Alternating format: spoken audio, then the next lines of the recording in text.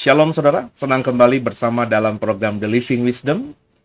Program ini ada di channel YouTube The Warriors setiap hari Selasa, Kamis, dan juga Sabtu, 3 kali dalam seminggu.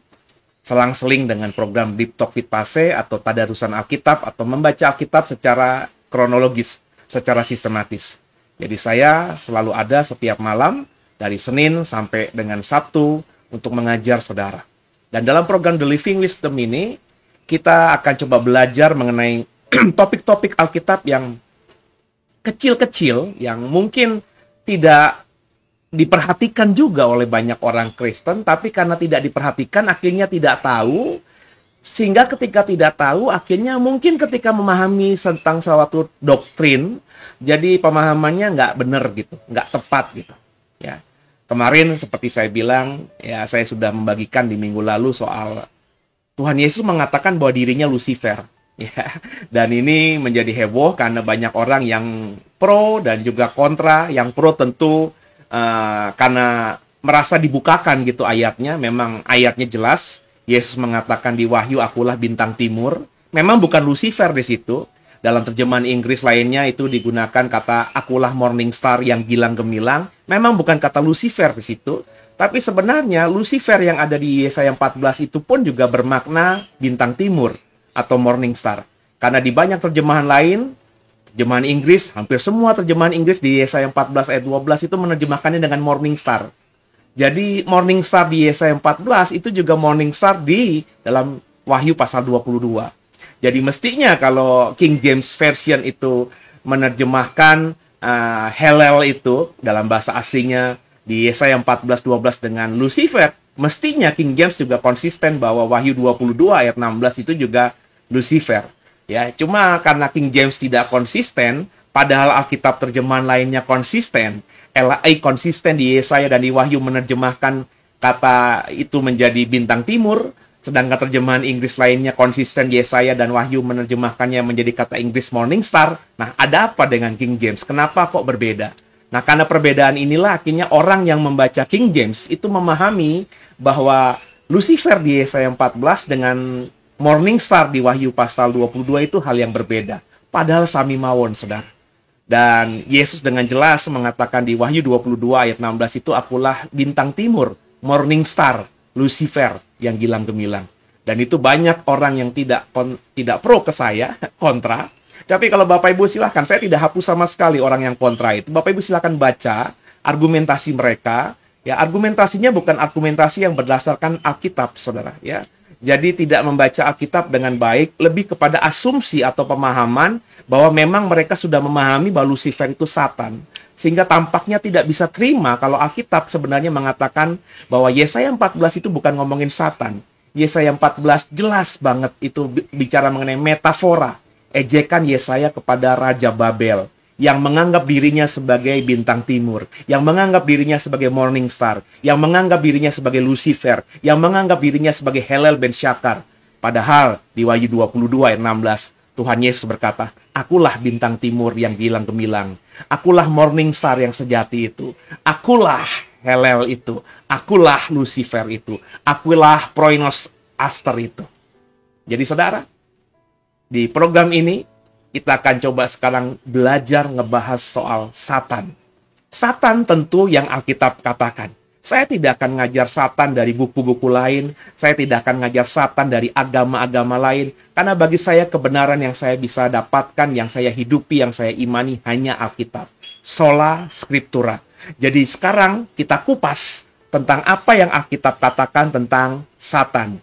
Kita karena panjang, Satan ini karena materinya panjang, maka kita akan bagi-bagi supaya saudara mendapatkan pemahaman yang komprehensif, yang matang, yang benar-benar dalam. Pada episode kali ini, kita akan belajar Satan dari sudut pandang atau perspektif Perjanjian Lama. Apakah Satan? Seperti apa Satan menurut Alkitab Perjanjian Lama? Yuk, kita siapkan diri kita.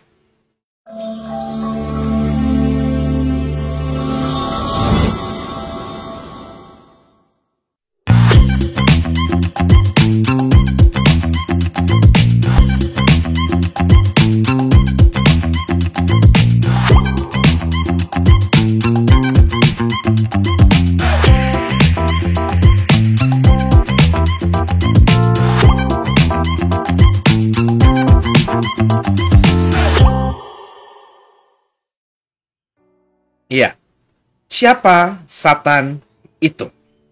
Biasanya kalau orang Kristen ditanya siapakah Satan berdasarkan pemahaman iman saudara, maka orang Kristen rata-rata yang saya tanya, yang saya survei, yang pernah saya tanya, yang pernah saya survei secara nggak langsung, menjawabnya, oh Satan itu adalah musuh kita. Satan itu adalah malaikat yang berdosa. Malaikat yang dilempar ke bumi. Satan itu pemimpin roh jahat. Satan itu penguasa neraka. Dan banyak yang mengatakan Satan itu adalah Lucifer. Nah, saudara, inilah pemahaman yang biasanya dimengerti oleh orang-orang Kristen kebanyakan. Salah tidak? Ya, kalau dibilang salah ya tidak, saudara. Tapi dibilang benar, ya belum tentu yang mengatakan Satan jawabannya seperti yang saya baca tadi dan saya paparkan tadi, itu mengerti konsep Satan sebenarnya apa yang dipaparkan Alkitab. Sekarang saya mengajak kita untuk belajar dari Alkitab. Kita mengeksposisi, kita menarik keluar makna asli dalam Alkitab kita. Jadi jangan kita punya konsep dulu, kita sekarang coba mempelajari apa yang Alkitab Perjanjian Lama katakan soal makhluk yang namanya Satan itu. Nah, yang saya mau katakan Alkitab Perjanjian Lama itu referensinya adalah Alkitab berbahasa asli Perjanjian Lama, yakni Alkitab Ibrani. Saya bukan tidak menghormati, saya bukan tidak membaca, saya tidak mengakui Alkitab terjemahan lainnya, seperti terjemahan King James, seperti terjemahan NIV, seperti terjemahan Lembaga Alkitab Indonesia. Saya memakai itu semuanya, saudara, ya, sebagai alat untuk saya mengerti kebenaran firman Tuhan. Tapi berkali-kali saya bilang, yang saya sebutkan tadi itu hanya Alkitab terjemahan. Alkitab ini adalah Alkitab terjemahan Inggris dengan banyak versi, dan Alkitab terjemahan Indonesia yang diterbitkan oleh Lembaga Alkitab Indonesia. Saya respect, saya hormat dengan semua terjemahan Alkitab yang ada, tapi kembali kita harus melihat bahasa aslinya, saudara. Karena ketika bahasa asli Ibrani, Alkitab bahasa asli, yakni yang berbahasa Ibrani itu diterjemahkan ke dalam bahasa Inggris, diterjemahkan ke dalam bahasa Indonesia misalnya, itu seringkali tanpa disadari, itu ada ketidakcocokan penerjemahan. Seperti yang saya sampaikan di dalam khotbah saya atau materi Living Wisdom soal Tuhan Yesus adalah Lucifer, itu adalah ketidakkonsistenan dari King James. Di mana terjemahan lainnya konsisten, kok King James gak konsisten menerjemahkan kata Lucifer yang ada di Yesaya 14, kenapa di Wahyu 22 tidak menerjemahkannya menjadi Lucifer. Padahal terjemahan Inggris lainnya itu konsisten, Wahyu 22 dengan Yesaya 14 diterjemahkan dengan Morning Star. Lembaga Alkitab Indonesia juga konsisten menerjemahkan Wahyu 22 dan juga Yesaya 14 dengan Bintang Timur. Nah, karena ketidakkonsistenan ini, maka akhirnya banyak orang Kristen memahami topik, memahami pengajaran Alkitab jadi agak berbeda. Dan ini juga kembali dilakukan ketika kita mendalami topik soal Satan.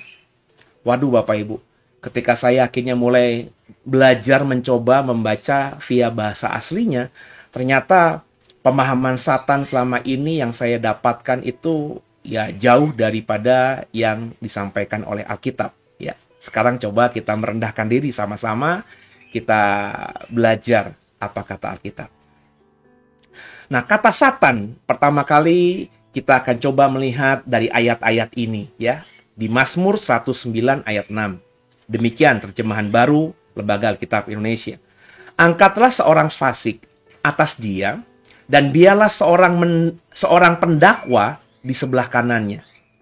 Jadi angkatlah seorang fasik atas dia, dan biarlah seorang pendakwa di sebelah kanannya. Perhatikan baik-baik, ada kata pendakwa di situ. Nah, kata pendakwa di sini, saudara, ini kalau kita melihat bahasa Ibraninya, bahasa aslinya, yakni menggunakan kata Ibrani Satan, saudara. Satan. Ya. Jadi kalau kita melihat terjemahan Inggris itu accuser atau penuduh. Jadi saudara, Mazmur 109 ayat 6 ini, dari satu ayat ini saja, Bapak Ibu akhirnya memahami kenapa Bapak Ibu tidak bisa memahami soal Satan dalam Perjanjian Lama. Karena ketika kita membaca Alkitab terjemahan bahasa Indonesia di Mazmur 109 ayat 6, kita nggak memahami, kita nggak punya pengertian, kita nggak mendalami bahwa kata pendakwa di situ sebenarnya menggunakan kata Satan.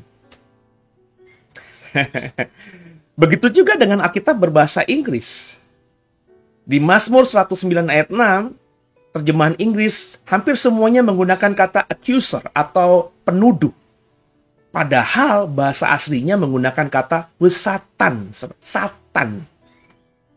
Jadi Satan di sini diterjemahkan oleh LAI menjadi pendakwa. Satan di sini diterjemahkan oleh terjemahan Inggris menjadi penuduh atau accuser tadi, saudara. Nah, ini saja sudah menjadi pertanyaan saudara, ya.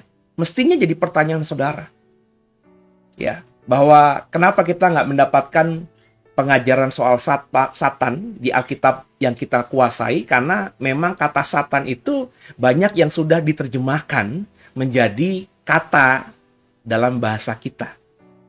Ya, tidak salah, tapi ya kurang tepat juga, saudara.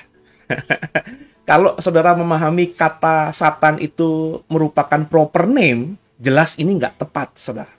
Kecuali saudara tidak menganggap kata Satan itu adalah proper name, tapi misalnya analogi atau gelar atau punya pemahaman lain, ya bisa saja. Ya.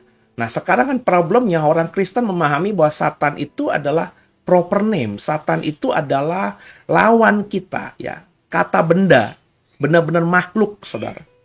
Nah, makanya ini menjadi bias, ya. Coba kita lihat dalam ayat yang lainnya. Di Zakaria pasal 3 ayat 1. Zakaria pasal 3 ayat 1 berkata demikian. Kemudian ia memperlihatkan kepadaku imam besar Yosua berdiri di hadapan malaikat Tuhan, sedang iblis berdiri di sebelah kanannya untuk mendakwa dia. Ada kata iblis di sini. Kalau di Mazmur 109 tadi kata Satan diterjemahkan menjadi pendakwa, sedangkan di Zakaria kata Satan juga, wahas Satan, Satan juga, saudara, kata dasarnya sama, Satan diterjemahkan menjadi iblis oleh Lembaga Alkitab Indonesia. Jadi lucu di sini, menarik di sini, menjadi bahan kritis kita mestinya. Kok kata yang sama, yakni Satan di Mazmur dan di Zakaria, itu sudah diterjemahkan oleh Lembaga Alkitab Indonesia menjadi dua kata Indonesia yang berbeda. Yang satu pendakwa, yang satu iblis. Terjemahan Inggris juga kurang lebih sama, saudara. Terjemahan Inggris dalam Zakaria, NIV, menerjemahkan ke dalam kata Inggris to accuse atau menuduh. Sedangkan King James Version to resist, melawan. Jadi kata satannya itu ya sudah diterjemahkan dengan pemahaman bahasa Inggris dan bahasa Indonesia dalam hal ini. Nah, dari dua ayat ini, dari Mazmur 109 dan juga Zakaria pasal 3 ini, Satan jelas dikatakan berdiri di sebelah kanan Tuhan di dalam pengadilannya untuk mendakwa, menuduh, melawan yang sedang diadili. Perhatikan baik-baik. Zakaria mengatakan bahwa malaikat Tuhan ada di situ, sedang iblis berdiri di sebelah kanannya mendakwa dia. Dia di sini adalah imam besar Yosua. Jadi Satan berdiri di sebelah malaikat Tuhan. Dan Bapak Ibu, kalau mendalami perjanjian lama, Bapak Ibu tentu punya pemahaman kalau ketemu kata malaikat Tuhan dengan kata Tuhannya, T-U-H-A-N-nya besar, M-nya besar, itu bicara mengenai Tuhan sendiri. Bukan bicara mengenai malaikat-malaikat biasa, tapi bicara mengenai Tuhan sendiri. Jadi, jelas di sini bahwa iblis, terjemahan LAI, bahasa aslinya Satan, itu berdiri di sebelah kanan Tuhan. Mendakwa, menuduh, melawan yang sedang diadili. Dalam hal ini di Zakaria adalah imam besar Yosua. Ini bukankah dalam pengadilan tampak seperti seorang yang berperan sebagai jaksa? Jaksa dalam pengadilan itu mendakwa, membuat tuduhan, terus juga berusaha untuk menentang yang diadili, supaya yang diadili itu mendapatkan hukuman yang setimpal dengan apa yang dituduhkan kepadanya. Itulah peran jaksa. Dan kalau Bapak Ibu membaca pelan-pelan Jakarya, maka Satan memang tampil seperti layaknya seorang jaksa di dalam pengadilan. Dan ini akan Bapak Ibu iakan lagi kalau Bapak Ibu mendalami kata Satan di kitab lain di Perjanjian Lama.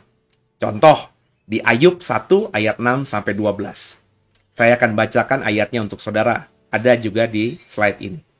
Pada suatu hari, datanglah anak-anak Allah menghadap Tuhan, dan di antara mereka datanglah juga iblis. Maka bertanyalah Tuhan kepada iblis, dari mana engkau? Lalu jawab iblis kepada Tuhan, dari perjalanan mengelilingi dan menjelajah bumi. Lalu bertanyalah Tuhan kepada iblis, apakah engkau memperhatikan hambaku Ayub? Sebab tiada seorang pun di bumi seperti dia yang demikian saleh dan jujur, yang takut akan Allah dan menjauhi kejahatan. Lalu jawab iblis kepada Tuhan, apakah dengan tidak mendapat apa-apa Ayub takut akan Allah? Bukankah engkau yang membuat pagar sekeliling dia, dan rumahnya, serta segala yang dimilikinya? Apa yang dikerjakannya telah kau berkati, dan apa yang dimilikinya makin bertambah di negeri itu. Tapi ulurkanlah tanganmu, dan jamahlah segala yang dipunyainya, ia pasti mengutuki engkau di hadapanmu. Maka firman Tuhan kepada iblis, nah, segala yang dipunyainya ada dalam kuasamu, hanya janganlah engkau mengulurkan tanganmu terhadap dirinya. Kemudian pergilah iblis di hadapan Tuhan. Bapak Ibu perhatikan di slide di mana ada kata iblis yang saya kasih warna merah. Semua kata iblis di Ayub 1 sampai Ayub pasal 1 ayat 6 sampai 12 ini itu bahasa aslinya adalah hasatan. Ya. Hasatan. Dan oleh LAI, kata hasatan di Ayub 1 ayat 6 sampai 12 ini semuanya diterjemahkan menjadi kata Indonesia iblis. Ya. Saya nggak ngerti, kenapa nggak langsung aja diterjemahkan menjadi kata satan? Kenapa harus menjadi iblis?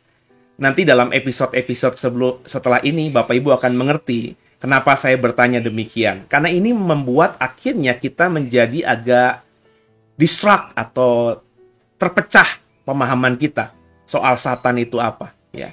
Karena ada kata Satan dalam bahasa asli yang diterjemahkan Satan oleh LAI, sedangkan ada kata Satan juga yang diterjemahkan oleh LAI menjadi kata pendakwa, sedangkan ada kata Satan juga, kata asli Satan yang diterjemahkan LAI menjadi kata iblis. Ya. Dan kalau Bapak Ibu tidak memiliki pemahaman atau pengetahuan atau pengertian membaca bahasa aslinya, Bapak Ibu nggak akan tahu bahwa pendakwa, bahwa iblis, bahwa Satan itu sebenarnya berasal dari kata Ibrani yang sama, yakni Satan. Nah, perhatikan baik-baik ya. Dikatakan di ayat 6 tadi, Ayub 1, Satan ada dengan Bene Elohim, anak-anak Allah. Ini kemarin juga saya sempat bicara soal Nephilim dan juga raksasa. Bene Elohim itu terminologi yang kalau di Perjanjian Lama itu bukan ngomongin orang percaya, saudara. Jadi ada banyak juga yang kasih komentar, di Alkitab kita orang percaya itu ya anak-anak Allah, ya. Malaikat tidak pernah dikatakan sebagai anak-anak Allah, ya. Saya cuma bilang ya udah saya jelaskan juga di video itu. Lah kata Bene Elohim di Ayub 1 ini bicara mengenai orang percayakah? Sebab kalau ngomongin Bene Elohim anak-anak Allah di Ayub 1 ini orang percaya, masakan ada orang percaya menghadap Tuhan di surga dalam konteks Ayub cerita ini?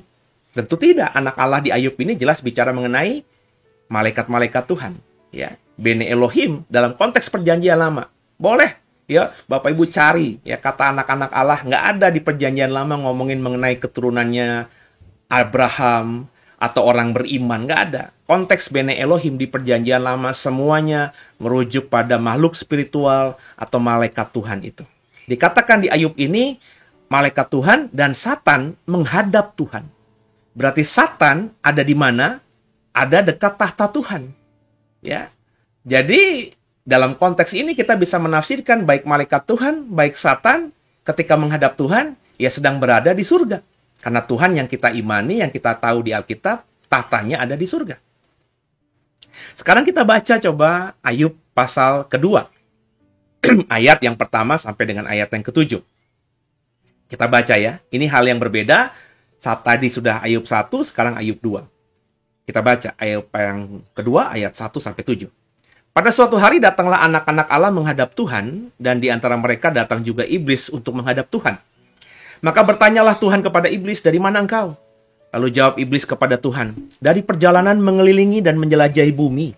Firman Tuhan kepada iblis, apakah engkau memperhatikan hambaku Ayub? Sebab tiada seorang pun di bumi seperti dia, yang demikian saleh dan jujur, yang takut akan Allah dan menjauhi kejahatan. Ia tetap tekun dalam kesalehannya meskipun engkau telah membujuk aku melawan dia untuk mencelakakannya tanpa alasan. Lalu jawab iblis kepada Tuhan, kulit ganti kulit. Orang akan memberikan segala yang dipunyainya ganti nyawanya. Tapi ulurkanlah tanganmu dan jamalah tulang dan dagingnya. Ia pasti mengutuki engkau di hadapanmu. Maka firman Tuhan kepada iblis, nah, ia dalam kuasamu, hanya sayangkan nyawanya. Kemudian iblis pergi dari hadapan Tuhan, lalu ditimpanya Ayub dengan barah yang busuk dari telapak kakinya sampai ke batu kepalanya. Bapak Ibu perhatikan baik-baik, semua kata iblis yang ada di terjemahan Lembaga Alkitab Ayub 2 ini, yang saya sudah kasih huruf merah, itu juga di bahasa aslinya, di Alkitab Ibrani, menggunakan kata Ibrani hasatan. Jadi kata satan di Ayub 1 dan Ayub 2 yang sudah kita baca oleh LAI diterjemahkan semuanya menjadi kata iblis, saudara. Hasatan oleh Lembaga Alkitab Indonesia diterjemahkan menjadi kata iblis. Sedangkan kalau Bapak Ibu memperhatikan semua terjemahan Inggris, kata hasatan di Ayub 1 dan Ayub 2 tadi semuanya tidak diterjemahkan.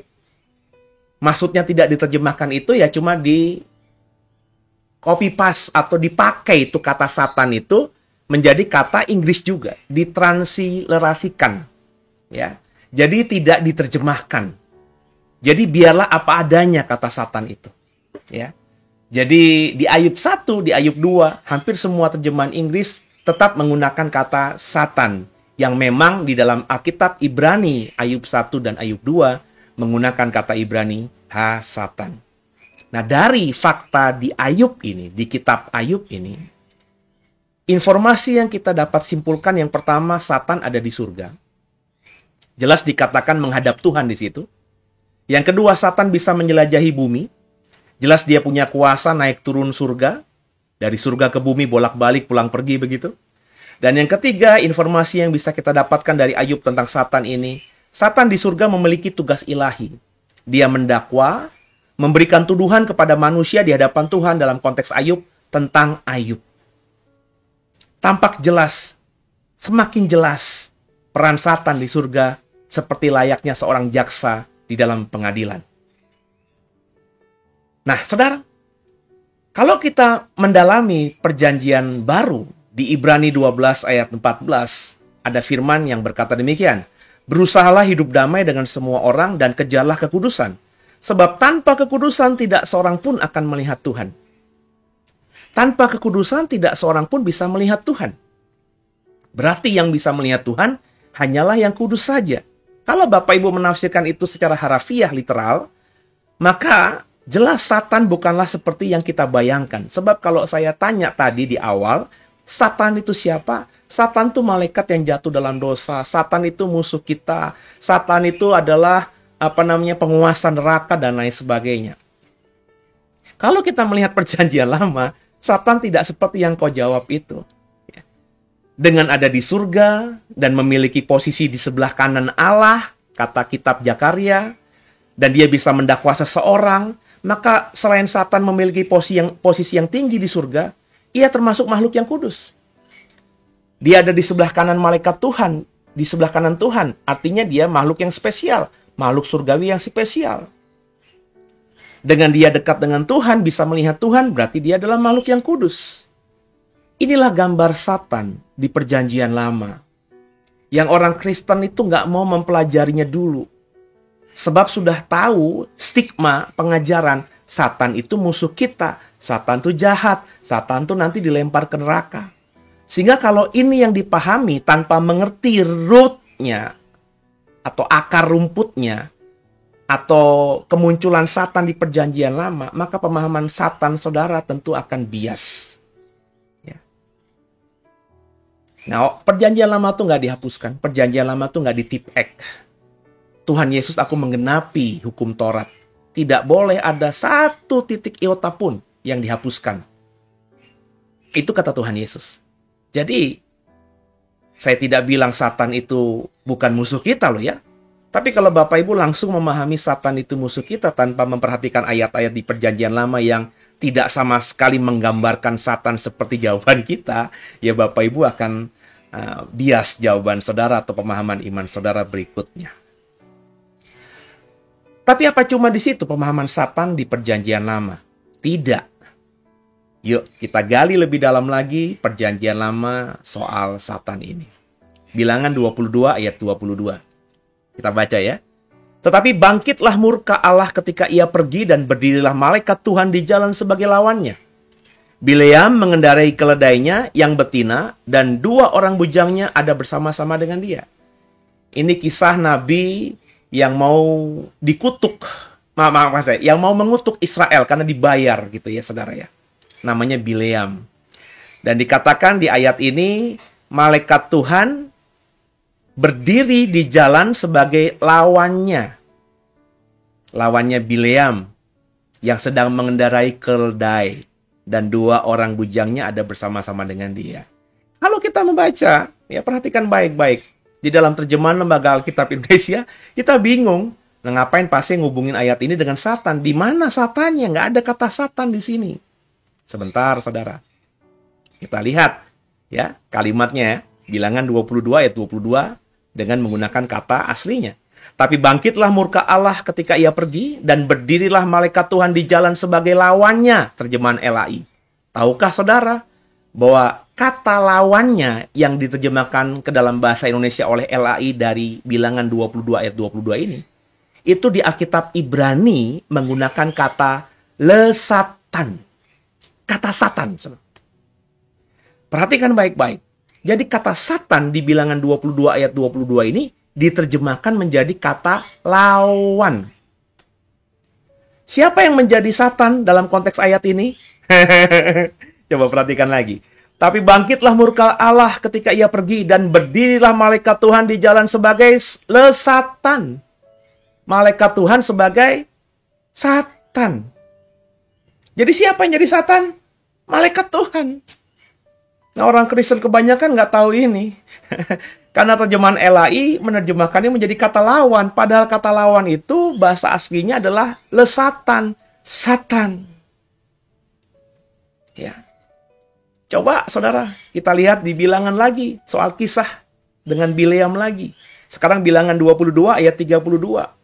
Berfirmanlah malaikat Tuhan kepadanya, apakah sebabnya engkau memukul keledaimu sampai 3 kali? Lihat, aku keluar sebagai lawanmu, sebab jalan ini pada pemandanganku menuju kepada kebinasaan. Lihat, aku keluar sebagai lesatan, kata malaikat Tuhan. Aku keluar sebagai Satan, kata malaikat Tuhan. Perhatikan, Satan diterjemahkan menjadi lawan.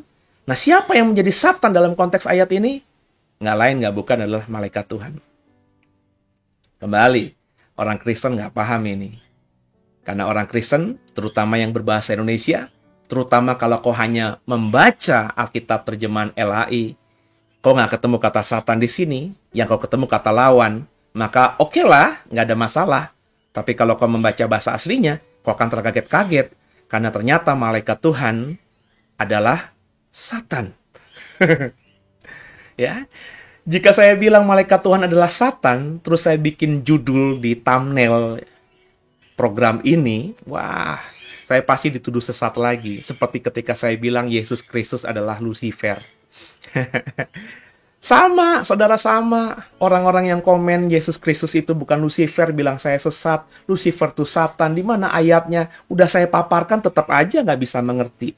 Kenapa? Karena nggak melihat bahasa aslinya, nggak melihat konteksnya, saudara. Sebenarnya saya tadinya gatel gitu, mau bikin judul program ini, malaikat Tuhan adalah Satan. Ternyata malaikat Tuhan, ternyata Tuhan adalah Satan. Kalau saya ngomong begini, nggak salah. Karena memang ayatnya jelas. Jadi Satan dalam kisah yang kita baca tadi di Bilangan, itu bicara mengenai malaikat Tuhan yang menjadi Satan dari Nabi Bileam. Nah, oleh Elai, karena kebingungan kok malaikat Tuhan menjadi Satan, ya dicarilah yang paling pas dalam pemahaman ini. Oh, Satan itu adalah lawan. Maka malaikat Tuhan menjadi lawan dari Nabi Bileam. Padahal sebenarnya, kalau mau jujur, bahasa aslinya nggak ngomongin lawan. Bahasa aslinya yang ngomongin tentang Satan. Malaikat Tuhan menjadi Satan bagi Bileam. Saya mengajak saudara berpikir dewasa dulu ya. Jangan langsung nuduh, karena kemarin ketika saya bikin Yesus Kristus dan Lucifer langsung bilang, wah saksi Yehova, wah sesat. Saudara, saya cuma memaparkan fakta di sini. Jadi kalau nggak percaya, silakan lihat bahasa asli Ibraninya. Ya, kalau saya memakai hal yang berbeda dari Alkitab bahasa Ibrani, barulah saudara berkata saya ini penyesat karena saya memutarbalikkan fakta. Jadi ayat-ayatnya jelas kok. Bapak Ibu silakan cari sendiri. Tinggal masuk di Google, ya, cari, ya. Tulis Bilangan 22 ayat 22 in Hebrew. Maka semuanya akan kelihatan jelas, saudara. Ya, kalau Bapak Ibu punya software Alkitab yang ada di dalamnya, misalnya bahasa asli Ibrani, Bapak Ibu silakan cek. Ya. Saya berani di cross check bahwa yang saya paparkan itu saya nggak nambah-nambahin, saya nggak ngurang-ngurangin. Saya bikin video ini bukan untuk mencari viewer. Saya membuat video ini untuk mengajar saudara supaya saudara mengerti siapa Satan itu sebenarnya. Dan dalam episode ini kita fokus pada perjanjian lama dulu. Episode berikutnya kita fokus pada perjanjian baru. Episode berikutnya baru kita rangkaikan semua kebenaran yang kita tahu tentang Satan di PL dan di PB. Sehingga kita akhirnya punya iman Kristen tentang tokoh oknum yang namanya Satan ini dengan biblical, dengan Alkitabiah. Secara Alkitabiah. Gitu ya saudara. Masih soal Satan di PL nih ya. Kita coba lihat lagi ya sama-sama saya. 2 Samuel 19 ayat 22. Tapi Daud berkata, apakah urusanku dengan kamu, hai anak-anak Zeruya? Sehingga kamu pada hari ini menjadi lawanku. Sehingga kamu hari ini menjadi Satan. Menjadi Satan. Masakan pada hari ini seorang dihukum mati di Israel? Sebab bukankah aku tahu bahwa aku pada hari ini adalah raja atas Israel? Satan di ayat ini adalah anak-anak Zeruya yang menjadi lawan dari Daud. Kita yang berbahasa Indonesia, memakai Alkitab LAI, kita mengertinya ini ngomongin lawan. Bahwa anak-anak Zeruya itu sedang melawan Daud. Padahal bahasa aslinya, anak-anak Zeruya itu menjadi satannya Daud. Jadi, yang saya mau katakan saudara, Satan dalam perjanjian lama tidak melulu bicara soal makhluk rohani yang tadinya ada di surga seperti Ayub tadi, yang duduk atau punya kedudukan tinggi karena berdiri di sebelah kanan malaikat Tuhan seperti yang dikatakan Zakaria tadi. Satan masih dalam pengajaran perjanjian lama lainnya di 2 Samuel ini. Itu juga bicara mengenai musuh kita sebagai manusia. Lawan kita sebagai manusia. Satan itu juga bisa manusia, saudara. Bukan melulu bicara mengenai makhluk rohani, makhluk spiritual, atau dunia roh. Nah, ini yang Bapak Ibu nggak dapatkan kalau Bapak Ibu nggak melihatnya dalam bahasa asli Ibrani. Sebab banyak orang Kristen, saya sangat yakin, kalau ngomongin Satan, di otaknya pasti bicara mengenai makhluk spiritual. Yang sudah melawan Tuhan, sudah berdosa. Malaikat yang jatuh, the fallen angel. Padahal kalau ngomongin apa kata perjanjian lama, Satan itu juga bisa manusia loh. Manusia yang melawan kita itu bisa kita bilang Satan kita loh, saudara. Lebih dalam lagi yuk.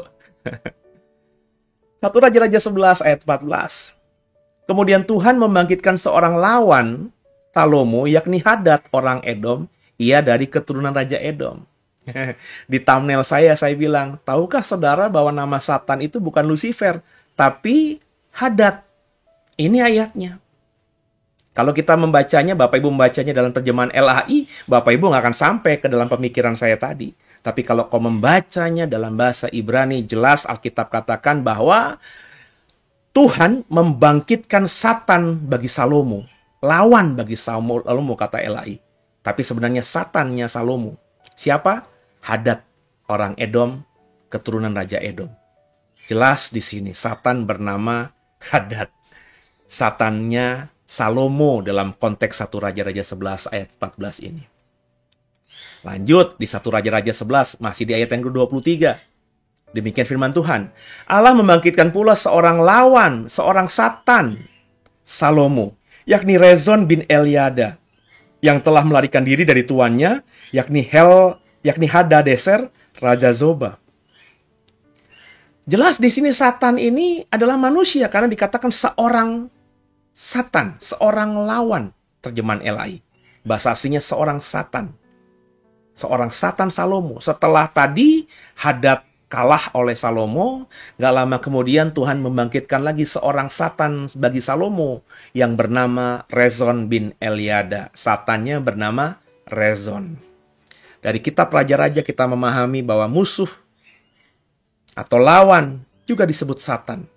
Satan tidak melulu makhluk rohani, tapi jelas dalam 1 Raja-Raja ini, Satan juga bisa berarti manusia.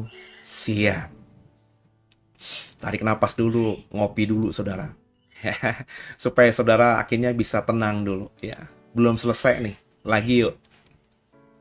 1 Tawarik 21 ayat 1. Demikian firman Tuhan. Iblis bangkit melawan orang Israel dan ia membujuk Daud untuk menghitung orang Israel. Kalau Bapak Ibu membaca terjemahan Lembaga Alkitab soal 1 Tawarik ini, maka Bapak Ibu pasti berpikir Satan itu atau iblis itu adalah ya makhluk rohani. Kayak digambar begini, yang menghantui Daud, kemudian mengintimidasi Daud, sehingga akhirnya Daud dalam konteks cerita ini menghitung bilangan orang Israel. Apakah Satan atau iblis terjemahan LAI ini bicara mengenai makhluk spiritual yang sedang menerkam Daud, menguasai Daud, sehingga Daud itu berdosa kepada Allah? Kita lihat konteksnya. 1 Tawarik 21 ayat 16-17. Ini dalam perikopnya di ayat-ayat terakhir. Ini perkataan Daud. Ketika Daud mengangkat mukanya, maka dilihatnya lah malaikat Tuhan berdiri di antara bumi dan langit, dengan di tangannya pedang terhunus yang diacungkan ke atas Yerusalem. Lalu dengan berpakaian kain kabung sujudlah Daud dan para tua-tua. Dan berkatalah Daud kepada Allah, bukankah aku ini yang menyuruh menghitung rakyat? Dan aku sendirilah yang telah berdosa dan yang melakukan kejahatan. Tapi domba-domba ini, apakah yang dilakukan mereka? Ya Tuhan Allahku, biarlah kiranya tanganmu menimpa aku dan kaum keluargaku, tapi janganlah tulah menimpa umatmu. Jadi saudara, di ayat 1 tadi, iblis, Satan bangkit membujuk Daud dengan menghitung orang Israel. Kita biasanya langsung berpikir ini Satan, makhluk rohani yang lagi menguasai Daud, mengintervensi Daud, menggagahi Daud sehingga Daud melawan Allah, memberontak kepada Allah, berdosa kepada Allah dengan menghitung jumlah orang Israel. Seolah meragukan Tuhan, seolah meragukan bahwa Tuhan itu tidak sanggup menolong Israel menghadapi musuhnya. Tapi kalau kau baca, ketika akhirnya Tuhan menghukum Israel dengan tulah-tulah itu, Daud berkata, tadi, bukankah aku ini yang menyuruh menghitung rakyat? Aku loh yang menghitung, aku loh yang menyuruh menghitung rakyat ini. Aku sendirilah yang telah berdosa. Lihat, perhatikan huruf yang berwarna merah nih. Ya, saya bold, saya sengaja bold warna merah. Aku sendirilah yang telah berdosa dan yang telah melakukan kejahatan. Daud sama sekali tidak menyalahkan setan. Tidak menyalahkan iblis, roh jahat, seperti iblis, roh jahat, setan yang dipahami oleh saudara kebanyakan. Seperti banyak orang Kristen kalau berzina, kalau korupsi, kalau berdosa, langsung kalau ditanya, kamu dosa ya? Duh iya, gue gak kuat nih lawan setan nih. Setan tuh begitu kuatnya ya, sehingga gue tuh kadang-kadang ya bisa kilaf gitu. Begitu mudahnya setan menguasai hidup gue. Seringkali kita menyalahkan setan. Tapi perhatikan Daud. Daud berkata bahwa iblis Satan yang di ayat 1 itu membujuk dirinya, ternyata bukan iblis Satan seperti yang ada di benak kita. Satan dalam konteks ini adalah diri Daud sendiri. Kalau kau sudah membaca dengan utuh, saya mendalaminya berkali-kali, lihat konteksnya berkali-kali. Ini Daud sedang menyalahkan dirinya sendiri. Suara hatinya itu loh yang disebut Satan.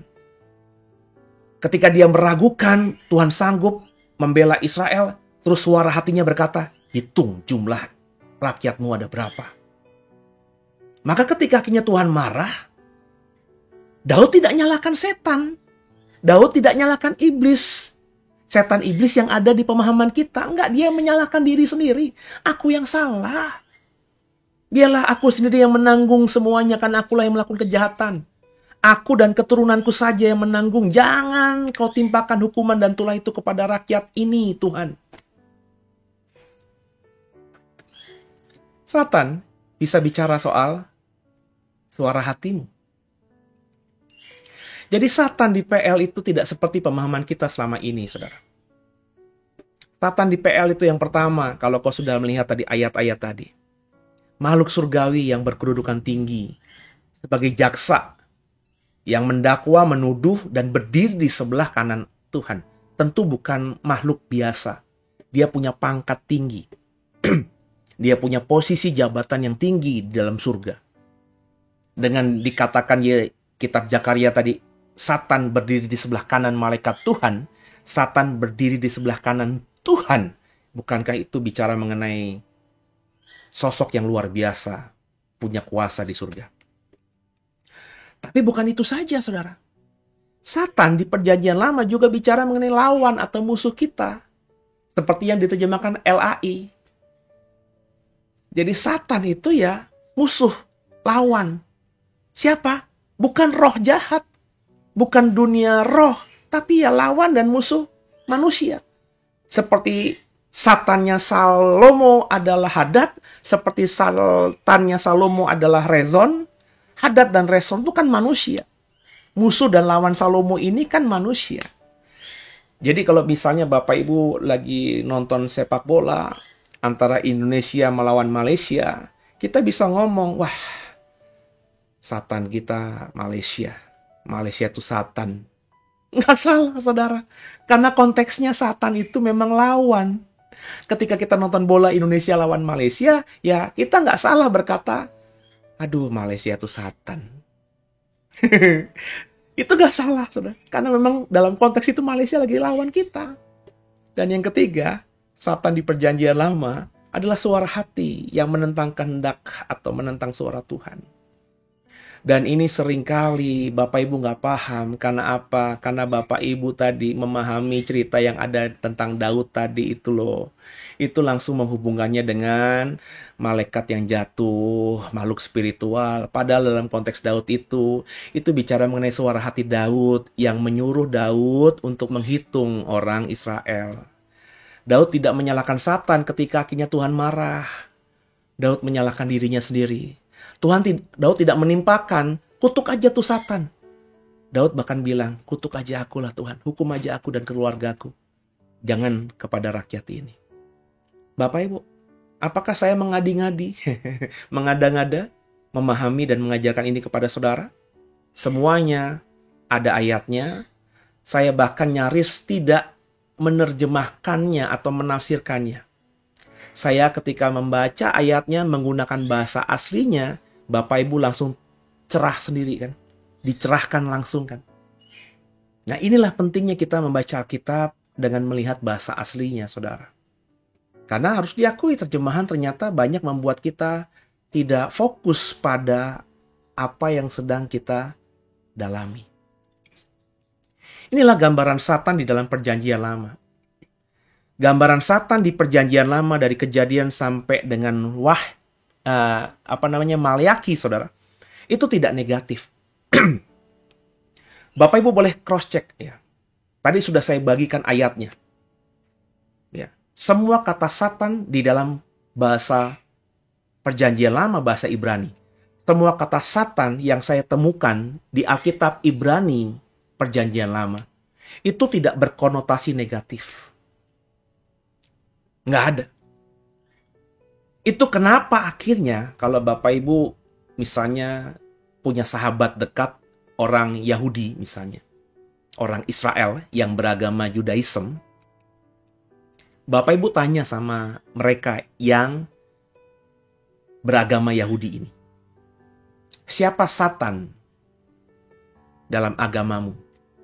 Maka mereka tidak akan membuat jawaban yang negatif soal Satan.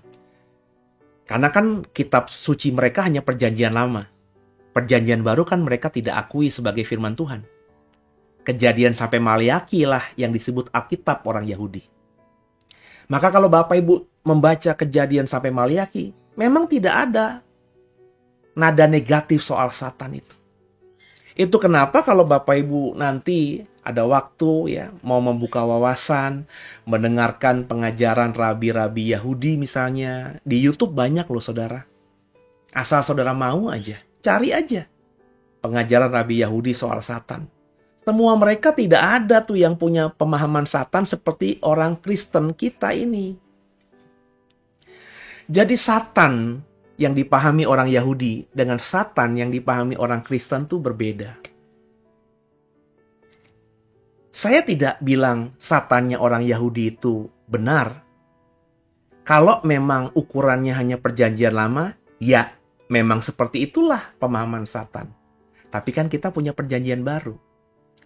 Cuma problemnya orang Kristen itu hanya langsung membaca Perjanjian Baru soal Satan, memahami Satan dari Perjanjian Baru tanpa mau mendalami makna Satan, pengertian Satan dari Perjanjian Lama, terutama agak sedikit capek mau menggali dari bahasa asli Alkitabnya, bukan dari Alkitab terjemahan, baik terjemahan Inggris maupun terjemahan Indonesia.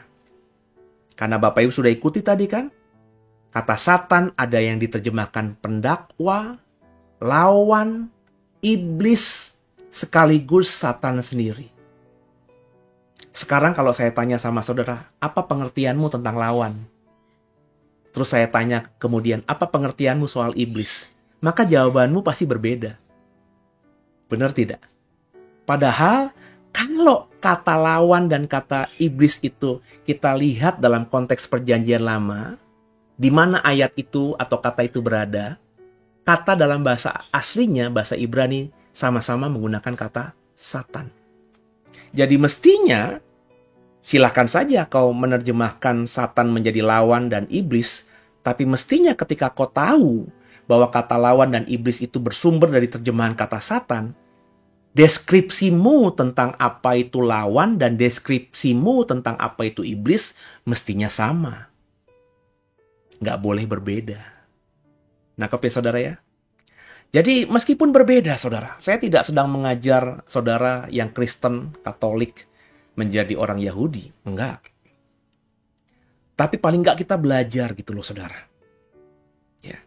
Supaya kita ketika mengimani sesuatu menjadi dalam, nggak cetek gitu saudara. Tapi banyak kali orang di luar sana diajar nggak mau terima. Merasa apa yang dia pahaminya itu udah benar. Ya kalau ketemu orang begitu saya timpalin sekali dua kali, seperti Bapak Ibu boleh lihat kok ya. Banyak orang komen, saya pasti kalau ada yang agak komennya gimana gitu saya hadepin sekali, dua kali, tiga kali. Tapi kalau ya dia terus kekeh dan mungkin akhirnya menggunakan kata-kata yang akhirnya tidak bisa positif ya. Ada orang bilang, belajar lebih banyak lagi Pak. Saya bilang dalam hati saya, lah saya ini udah belajar banyak makanya saya ajar begini. Ya. Kalau ada orang bilang, dah dasar sesat, seksi Yehova. Ya. Penyesat, ya udah ngapain saya ladenin orang begini. Karena berdebat dengan mereka, saya menggunakan Alkitab, mereka tidak gunakan Alkitab. Ya. Saya ngomongin Lucifer itu bintang timur, ada yang bilang, wah Lucifer itu kan dewa-dewinya orang Romawi. Lah saya nggak ngerti, saya nggak pelajari dan saya tidak imani itu. Nangkep ya saudara ya? Jadi ukurannya harus sama. Jadi saya mengajar Satan ini lewat Perjanjian Lama dulu kepada saudara. Nah, itulah Satan di dalam perjanjian lama. Satan punya nama. Namanya siapa? Hadad. Namanya siapa? Razon. Bahkan Tuhan juga bisa jadi Satan. Tapi ketika Bapak Ibu mempelajari konteksnya, Bapak Ibu mengerti bahwa bukan seperti Satan yang ada di otak kita. Bukan berarti Tuhan yang kudus bisa menjadi Satan yang tidak kudus. Bukan begitu. Karena dalam ayatnya ternyata kata Satan itu juga bisa diterjemahkan, dipahami sebagai kata lawan.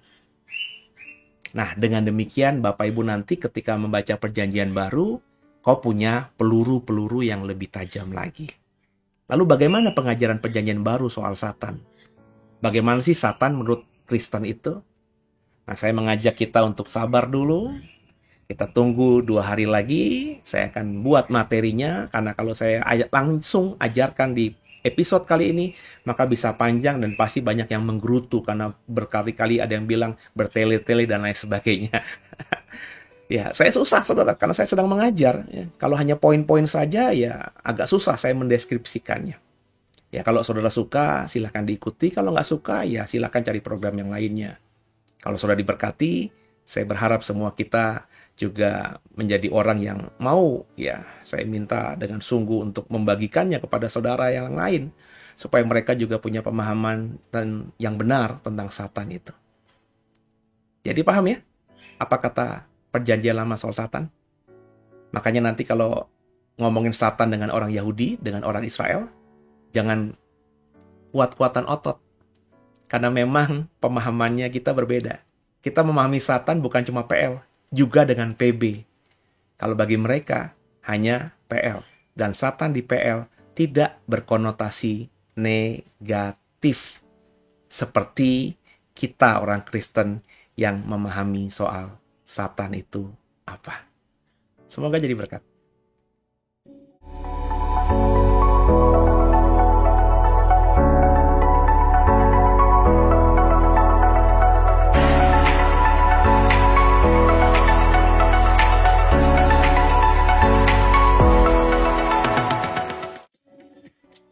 Ya, sekian dulu ya.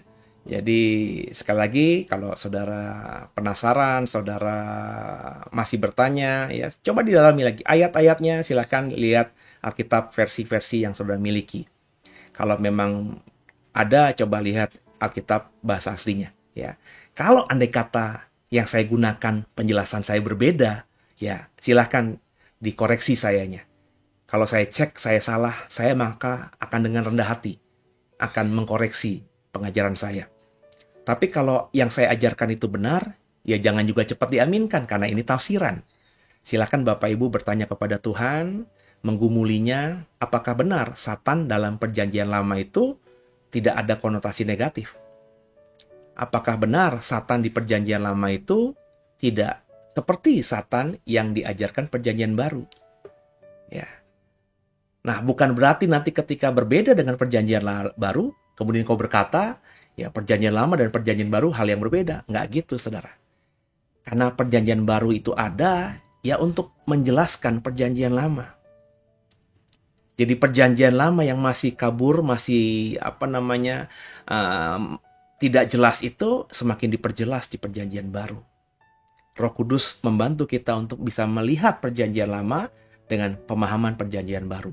Tapi seharusnya dalam ilmu hermeneutika, ilmu tafsir, sebelum kita memakai pemahaman Roh Kudus perjanjian baru untuk membaca perjanjian lama, kita harus mengerti konteks perjanjian lama terlebih dahulu. Supaya pemahaman iman kita menjadi kuat. Kalau diberkati boleh dibagikan program ini kepada yang lainnya. Kalau tidak keberatan boleh kasih like, kasih komen, ya dukung dalam doa terutama supaya kedepannya program ini semakin tajam, semakin baik, dan semakin jadi berkat bagi semuanya. Selamat malam, Tuhan Yesus memberkati semuanya. Sampai ketemu esok hari di dalam Deep Talk with Pase, jam 6.15, kurang lebih sejam, kita sedang mempelajari kitab surat Tesalonika. Haleluya, God bless you all.